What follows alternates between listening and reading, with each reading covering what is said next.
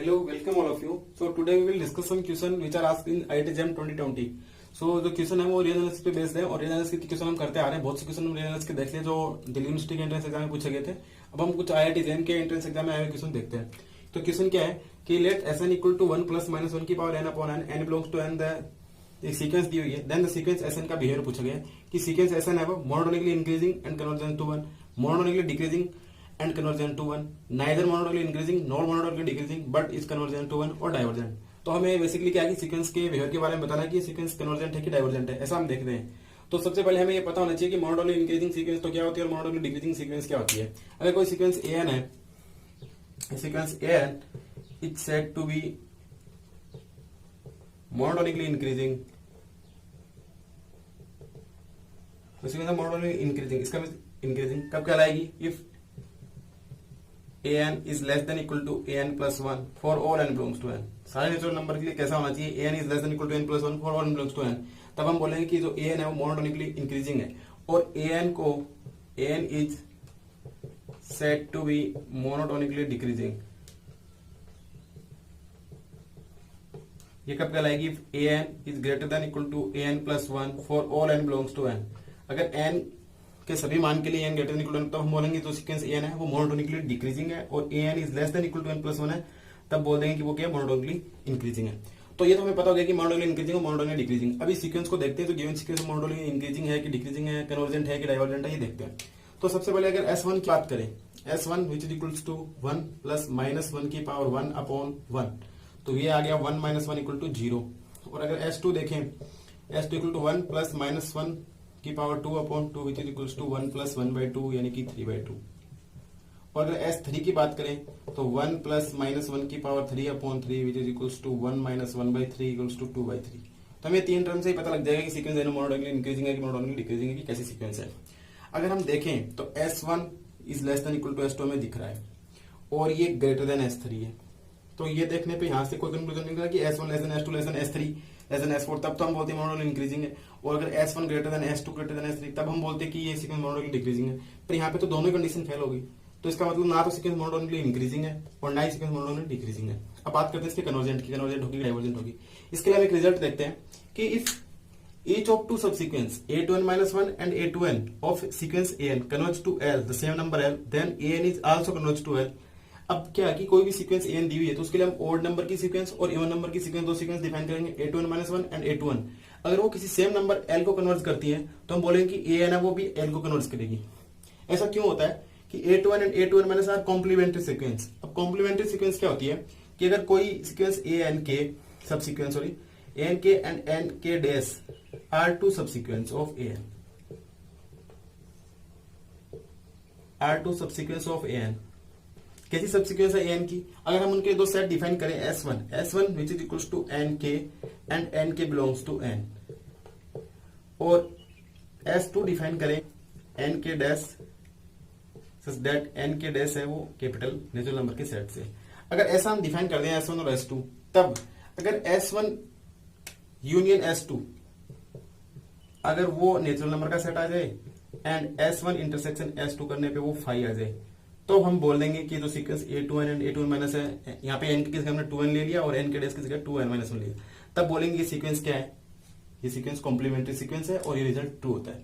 अब यहाँ पे हमको ये कैसे पता चलेगा कि A2n and A2n minus 1 complementary sequence है? हमें पता है कि जो ओड नंबर है एंड इवन नंबर है उनमें कुछ कॉमन नहीं होता, उनका सेट बनाएंगे, यहाँ पे ओड लेंगे यहाँ पे इवन लेंगे, दोनों में इंटरसेक्शन कुछ नहीं आएगा, और ओड और इवन को अगर दोनों कंबाइन कर देंगे तो नेचुरल नंबर का सेट मिल जाएगा। इसका मतलब जो A2n एंड A2n माइनस 1 क्या है? कॉम्प्लीमेंट्री सीक्वेंस है। और ये रिजल्ट हम लगा सकते हैं कि अगर दोनों सीक्वेंस किसी नंबर L को कन्वर्ट करती है तो सीक्वेंस भी उसी नंबर को कन्वर्ट कर जाती है। और यहां से हमने ये देख लिया कि सीक्वेंस है वो ना तो मोनोटोनिकली इंक्रीजिंग है और ना ही मोनोटोनिकली डिक्रीजिंग है। अब इसकी कन्वर्जेंस की बात करते हैं। तो अब हम यहाँ पे A2n और A2n माइनस 1 का देखें तो अगर A2n देखें तो A2n का मतलब n की जगह 2n यानी 1 प्लस माइनस 1 की पावर 2n अपॉन 2n, तो ये सीक्वेंस क्या बन जाएगी? 1 प्लस 1 अपॉन 2n। और अगर A2n माइनस 1 देखेंगे तो वो क्या बन जाएगी? 1 प्लस माइनस 1 की power 2n minus 1 upon 2n minus 1। यानी कि जो A2n है वो तो क्या बन गई? A2n है वो तो आ गई अपनी 1 प्लस 1 अपॉन 2n, और A2n माइनस 1 है वो क्या आ गई? 1 माइनस 1 अपॉन 2n माइनस 1। और ये दिख रहा है कि when limit n tends to infinity करेंगे तो A2n है वो भी 1 को कन्वर्ट हो रही है और limit n tends to infinity करने पे a टू n माइनस 1 है, वो भी 1 को कन्वर्ट हो रही है। इसका मतलब क्या हुआ, इसका मतलब जो गिवन सीक्वेंस an है, तो Sn बोल दो, Sn है, गिवन सीक्वेंस Sn है, which is equals to 1 plus minus 1 की पावर n अपॉन n है, वो किसको कन्वर्ट करेगी, 1 को कन्वर्ट करेगी। तो given sequence which is not monotonically increasing और not monotonically decreasing and but converts to 1। तो ये जो सीक्वेंस है वो ना तो मोनोटोनिकली इंक्रीजिंग है ना ही मोनोटोनिकली डिक्रीजिंग है, बट कन्वर्ट्स टू 1 को कन्वर्ट कर दिया, बट इंक्रीजिंग और डिक्रीजिंग नहीं है, तो इसका ऑप्शन सी करेक्ट हो जाएगा। इसके लिए हमने क्या देखा, इसके लिए हमने सिर्फ इंक्रीजिंग और डिक्रीजिंग को डिस्कार्ड करने के लिए इसके बेसिक डेफिनेशन लगाई, और फिर इसको जो कन्वर्जेंट बताने के लिए हमने देखा कि जो सीक्वेंस है वो कन्वर्जेंट 1 कैसे हो रही है, क्योंकि इसकी दो complementary sequence sorry a2n and a2n की कॉम्प्लीमेंट्री सब सीक्वेंस है, कॉम्प्लीमेंट्री सब सीक्वेंस है। इस वजह से ये क्या होगी, दोनों n को कन्वर्ट करिए यानी 1 को कन्वर्ट करिए, इसलिए an है वो भी 1 को कन्वर्ट करिए। और वैसे डायरेक्ट भी हम अगर limit n tends to infinity लगाएं तो इसकी लिमिट 1 आ रही है, और मोनोटोनिकली डिक्रीजिंग और मोनोटोनिकली इंक्रीजिंग हम यहाँ से देख सकते हैं, तो डायरेक्ट भी बोल सकते हैं कि मोनोटोनिकली इंक्रीजिंग और डिक्रीजिंग तो नहीं है, पर 1 को कन्वर्ट कर रही है। पर 1 को कन्वर्ट क्यों कर रही है, इसके पीछे लॉजिक क्या है, इसके पीछे लॉजिक है कॉम्प्लीमेंट्री सब सीक्वेंस का है। अब इसमें एक बहुत अच्छा क्वेश्चन और ऐड करते हैं, सो देखते हैं नेक्स्ट क्वेश्चन। ये अच्छे से हमने इसको देख लिया कि कौन सा कॉन्सेप्ट इसमें हमने यूज किया। नेक्स्ट क्वेश्चन और देखते हैं। अब ये नेक्स्ट क्वेश्चन देखते हैं जो कि IIT एग्जाम 2020 का दूसरा क्वेश्चन था, वो पहला क्वेश्चन था। दूसरा क्वेश्चन क्या है कि let fx equal to 2x cube minus 9x square plus 7 then which of the following is true, कि निम्न में से कौन सा स्टेटमेंट ट्रू है। इफ f इज बोला गया है कि fx अपने को दिया हुआ फंक्शन है, और पूछेंगे इनमें से कौन सा स्टेटमेंट ट्रू है, कि f is 1 1 in the interval minus 1 से 1, f is 1 1 in the interval 2 से 4, f is not 1 1 in the interval minus 4 से 0, f is not 1 in the interval 0 से 4। तो अब उनको बताना है कि फंक्शन किस इंटरवल में 1 1 है और किस इंटरवल में 1 1 नहीं है, हमको चेक करना है। तो सबसे पहली बात है फंक्शन 1 1 कब होगा, ऐसे पॉलिनोमियल फंक्शन है, किसी इंटरवल की बात हो रही है, तो कब हम बताएंगे कि फंक्शन 1 1 है, कब हम बताएंगे कि 1 1 नहीं है। तो क्या कि अगर fx इज डिफरेंशियल फंक्शन है in ab and f dash c greater than 0 for all c belongs to, यानी कि कहने का मतलब ये है कि किसी इंटरवल फंक्शन डिफरेंशिएबल है और उस इंटरवल के सभी पॉइंट्स पे फंक्शन का डेरिवेटिव ग्रेटर देन 0 है, then fx is strictly increasing in ab and f is 1 1। ये हम बोलते हैं कि फंक्शन 1 1 होगा कब, जब कोई भी इंटरवल दिया हुआ उस इंटरवल में फंक्शन का डेरिवेटिव करें और डेरिवेटिव ग्रेटर देन 0 आ रहा है, तो उस इंटरवल में बोलेंगे फंक्शन कैसा है, स्ट्रिक्टली इंक्रीजिंग। अब कोई फंक्शन हम ये वैसे भी जानते हैं कि अगर f है वो f डैश x अगर ग्रेटर देन जीरो है for all x, then f is strictly increasing. जो डोमेन होता है उसमें बोलेंगे स्ट्रिक्टली इंक्रीजिंग है। और अगर f dash x less than 0 है फॉर ऑल एक्स, देन हम बोलेंगे f कैसा है, स्ट्रिक्टली डिक्रीजिंग है। ये तो हम f की बात करते हैं डेरिवेटिव के बेसिस पे फंक्शन कैसा है, स्ट्रिक्टली है, इंक्रीजिंग है। बट अगर पूरे इंटरवल में इंक्रीजिंग होता है उस इंटरवल में फंक्शन कैसा होता है, 1 1 भी होता है। तो अब हम उस इंटरवल में 1 1 होता है, तो अब हम इस फंक्शन को देखते हैं कि ये 1 1 है कि कैसा है। तो अपने को जो fx दिया हुआ है वो fx इक्वल्स टू अपने को दिया हुआ है 2x cube minus 9x square plus 7, और अगर इसका f डैश x निकालें तो वो क्या आएगा 6x स्क्वायर माइनस 18x, और अगर f डबल डैश x निकालें तो वो क्या आएगा 12x माइनस 18। इसकी भी जरूरत पड़ेगी, बाद में देखेंगे। तो अगर f डैश x को हम 0 रखें, क्रिटिकल पॉइंट के लिए क्या होता है, f डैश x को 0 करेंगे तो 6x into x minus 3 equals to 0, यानी कि x इक्वल्स टू 0 आ गया और x इक्वल्स टू 3 आ गया। इसके बेसिस पे हम क्या करेंगे, इसके बेसिस पे हम ये देखेंगे कि f डैश का जो डेरिवेटिव का जो बिहेवियर है वो कैसा है। जैसे हम रियल लाइन पे प्लॉट करें तो ये रियल लाइन अगर माने तो यहाँ पे कहीं पे अगर 0 है तो यहाँ पे कहीं पे 3 होगा, ठीक है, यहाँ पे 3 हो गया। अब अगर fx है वो 6x इंटू एक्स माइनस 3 है, इसमें अगर हम x की वैल्यू 3 से बड़ी रखें तो हमें पता है कि 6x इंटू एक्स माइनस 3 है। इसमें अगर हम f डैश x की वैल्यू 3 से बड़ा रखेंगे तो ये पॉजिटिव, तो यानी कि इस पूरे डोमेन इंटरवल में यहाँ से 3 से आगे थोड़ा से इन्फिनिटी तक पॉजिटिव रहेगा।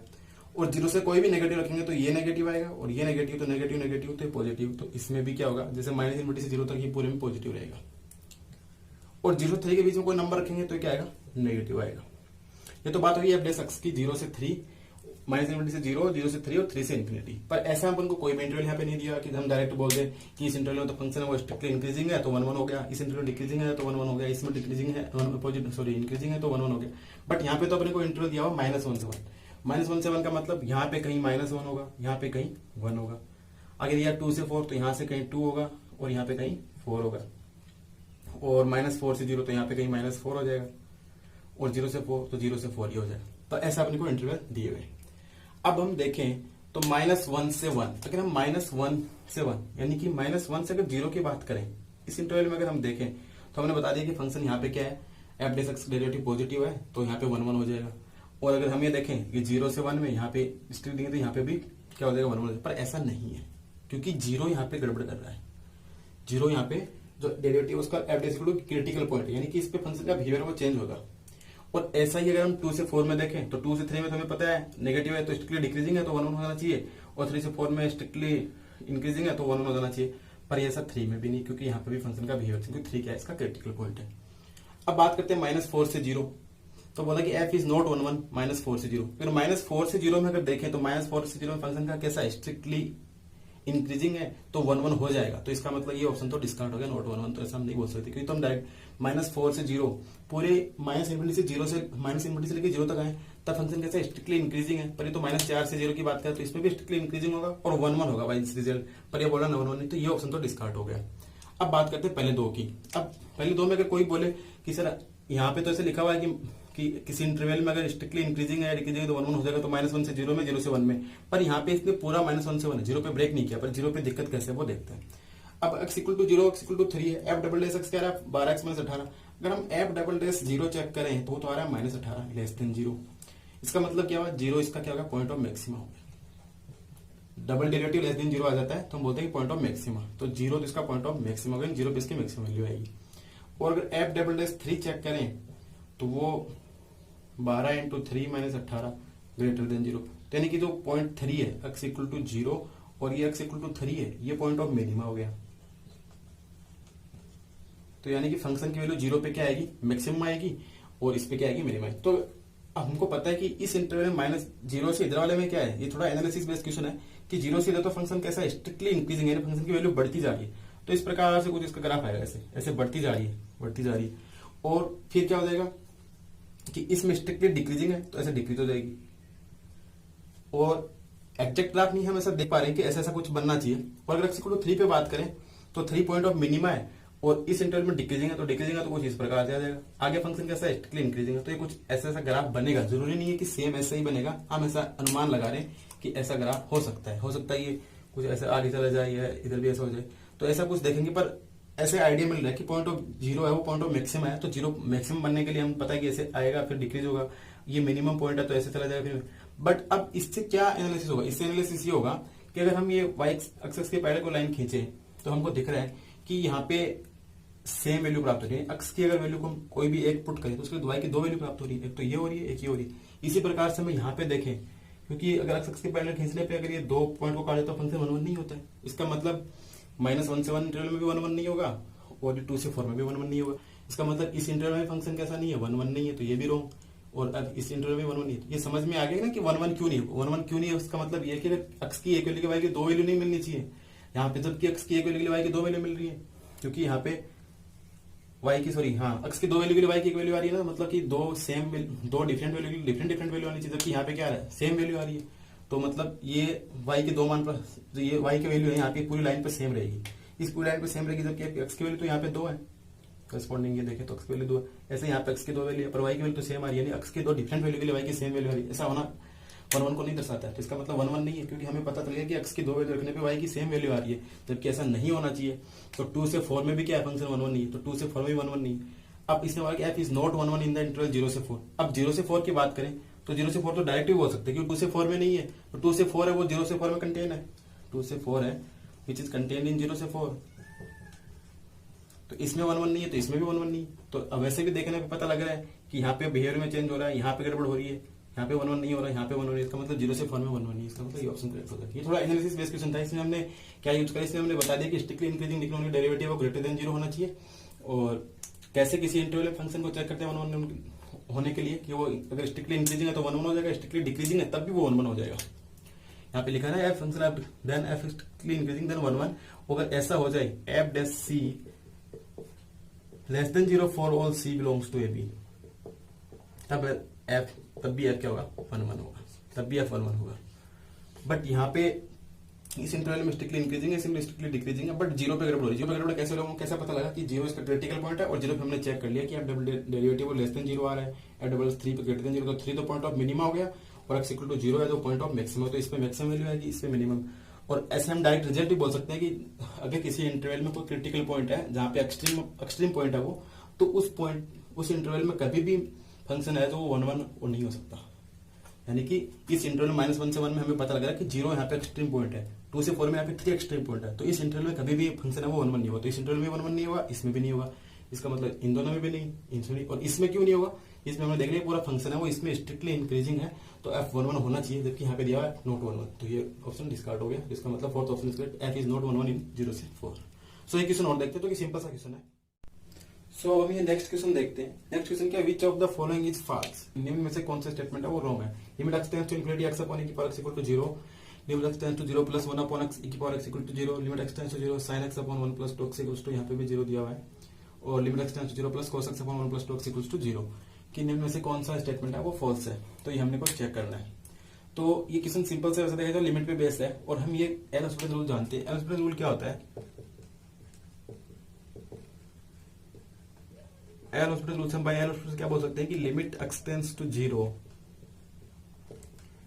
fx अपॉन gx, अगर वो 0/0 फॉर्म या इन्फिनिटी फॉर्म बन रही है, या अगर कोई एक फॉर्म बन रही है, तो हम इसको ऐसे भी लिख सकते हैं, limit x tends to 0 fx upon gx which is equals to limit x tends to 0, या x टेंड्स टू 0 बोल दे, x टेंड्स टू कोई नंबर c ले लेते हैं, हम यहाँ पे कोई c ले लेते हैं, कोई number c, limit x tends to c f dash x upon g dash x। यानी कहने का मतलब ये कि अगर फंक्शन पे लिमिट 0/0 फॉर्म या इन्फिनिटी फॉर्म बन जाती है, तो हम उसके डेरिवेटिव पे लिमिट चेक कर लेते हैं।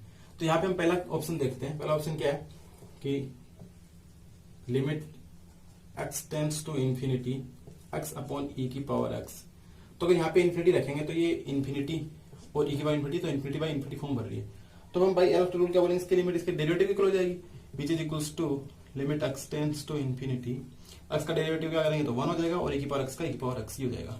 तो अब इसमें x टेंड्स टू इन्फिनिटी लगाएंगे तो 1 अपॉन e की पावर इन्फिनिटी, तो 1 अपॉन इन्फिनिटी क्या बन जाएगा 0, इसका मतलब ये तो ट्रू है। हमको पूछा कौन सा फॉल्स है, दूसरा ऑप्शन देखते हैं, limit x tends to 0 plus 1 upon x e की पावर 1 अपॉन x। अब इसमें x टेंड्स टू 0 करें तो ये तो 0 बना रहे, और 1 अपॉन 0 इन्फिनिटी यानी e की पावर इन्फिनिटी, तो ये तो 0 इंटू इन्फिनिटी फॉर्म बन गई। 1 अपॉन 0 इन्फिनिटी यानी कि 1 अपॉन 0 तो इन्फिनिटी बन जाता है, और 1 अपॉन इन्फिनिटी तो इन्फिनिटी इंटू 0, पर यहाँ से हम ऐसा बोल सकते हैं, कोई कंफ्यूजन निकल नहीं पा रहा कि कौन सी फॉर्म बन रही है, तो हम इसको ऐसे भी लिख सकते हैं, limit x tends to 0 1 upon x upon e की पावर 1 अपॉन x। अगर अब इसमें हम x टेंड्स टू 0 प्लस लगाएं तो 1 अपॉन 0 बन जाएगा, तो ऊपर भी इन्फिनिटी बन गया, नीचे e की पावर 1 अपॉन 0 यानी e की पावर इन्फिनिटी, तो ये भी इन्फिनिटी बन गया, तो ये अब ये इन्फिनिटी बाई इन्फिनिटी फॉर्म बन गई, और इसमें अब हम डेरिवेटिव वाला रूल लगा सकते हैं, which is equals to limit x tends to 0 plus 1 upon x का डेरिवेटिव क्या हो जाएगा, minus 1 upon x square upon e की पावर 1 अपॉन x, e की पावर 1 अपॉन x, और 1 अपॉन x का माइनस 1 अपॉन x स्क्वायर, तो ये तो कैंसिल हो गया। अब इसमें अगर हम which is equals to limit x tends to 0 plus 1 upon e की पावर 1 अपॉन x, अगर आप इसमें 0 प्लस रखें तो e की पावर 1 अपॉन 0 यानी कि e की पावर इन्फिनिटी, और 1 अपॉन e की पावर इन्फिनिटी क्या बन जाएगा 0। This implies limit x tends to 0 plus 1 upon x e की power 1 upon x equals to 0, यानी कि ये भी ट्रू है। तो अपन को तो पूछा फॉल्स। अब इसमें देखते हैं थर्ड ऑप्शन में क्या है, limit x tends to 0 plus sine x upon 1 plus 2x, यानी कहने का मतलब है कि 0 पे इसकी राइट हैंड लिमिट पूछी गई है, तो 1 प्लस 2x, तो ये तो 0 ही बना देगा, और साइन 0 0, तो ये तो 0 अपॉन 1 प्लस 0, तो इट इज इक्वल्स टू 0 ही आ रहा है, तो ये भी ट्रू है। अपने को तो फॉल्स पूछा है। अब फोर्थ ऑप्शन वैसे डायरेक्ट टिक कर सकते हैं फोर्थ ऑप्शन पे, limit x tends to 0 plus cos x upon 1 plus 2x, तो यहाँ पे ये तो 0 बन जाएगा, पर cos 0 क्या हो जाता है 1 हो जाता है, तो which is equals to 1 upon 1 plus 0, यानी कि 1, जबकि यहाँ पे दिया हुआ क्या 0, विच इज इक्वल्स टू 1, तो ये क्या हो जाएगा, ये फॉल्स हो जाएगा, तो इसका आंसर फोर्थ हो जाएगा। अगर suppose each of the following is true, अगर मल्टीपल सिलेक्ट होता है, मोर देन 1 करेक्ट होते हैं, तो हम बोलते हैं 1 2 एंड 4, तब तो 1 2 4 आता, और अगर ऐसे पूछता कि कौन सा फॉल्स है, तो हम डायरेक्ट बोल देते कि इसका सिर्फ फोर्थ स्टेटमेंट क्या है, ये फॉल्स है। तो इस प्रकार हमने कुछ रियल क्वेश्चन देखे, नेक्स्ट टाइम कुछ और इसके सॉल्यूशन सीरीज देखेंगे। सो थैंक्स फॉर वाचिंग, देखते रहिए एक्सपोनेंशियल मैथमेटिक्स।